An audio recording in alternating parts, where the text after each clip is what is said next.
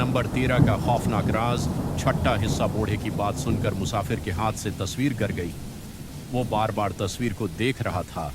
तस्वीर वाकई 25 साल पुरानी थी, लेकिन इसमें मौजूद नौजवान बिल्कुल इसी की तरह दिखाई दे रहा था। मुसाफिर ने घबरा कर कहा, यह नामुमकिन है, मेरी उम्र तो सिर्फ 30 साल है। बूढ़े ने डायरी उसके हाथ में दे दी। डायरी के आखिरी सफ़े पर सिर्फ एक जुमला लिखा था, जो भी कमरा नंबर 13 की चाबी उठाएगा, वो अपनी पिछली जिंदगी याद करने लगेगा। अचानक मुसाफिर के जहन में अजीब तस्वीरें चलने लगें।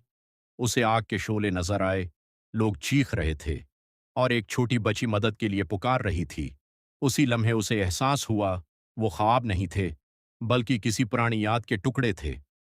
फिर बूढ़े ने आहिस्ता से कहा, तुम सिर्फ मुसाफिर नहीं, उस होटल के आखिरी मुलाजिम थे। क्या मुसाफिर अपनी खोई हुई यादें वापस ला सकेगा?